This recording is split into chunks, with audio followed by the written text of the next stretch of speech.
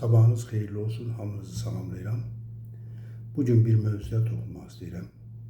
Bildiyiniz kimi işğaldan azad olmuş bölgələrimizə qayıdış davam edir. Bölgələrimizdə tikinti işləri sürətlə davam edir, şəhərlərimiz tikilir, kəndlərimiz yenidən qurulur. Bu çox sevindiricidir və bunu bizə nəsib edən, bunu bizə yaradan, torpaqlarımız uğrunda şəhid olan qəhrəman şəhidlərimizə Uca Allahdan rəhmət diləyirəm. Qazilərimizə can sağlığı, şəfalar diləyirəm.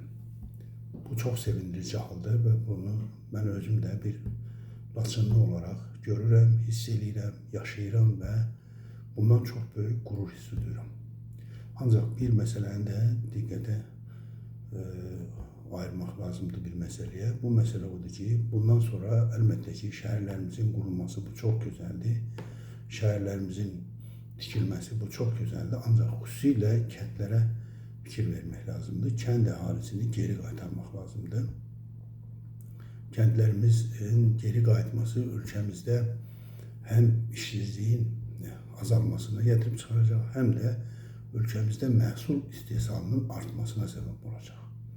Əlbəttə ki, insanlarımız artıq 30 il bundan əvvəlki insan deyil.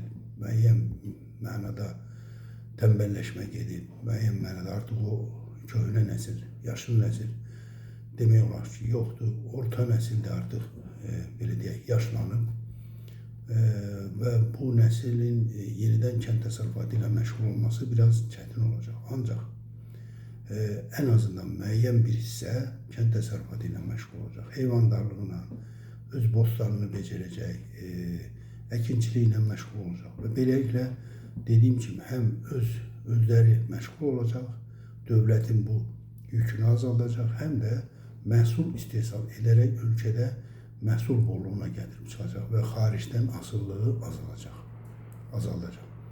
Ona görə də kəndlərimizə xüsusi fikir verilməlidir. Kəndlərimizin əhalisi sürətli şəkildə geri qayıtmalıdır. Yəni şəhərlərin tikintisi, yenə deyirəm, əlbəttə ki, şəhərlərimizin də tikintisi vacibdir. Ancaq kəndlərin tikintisi şəhərlərdən daha vacibdir.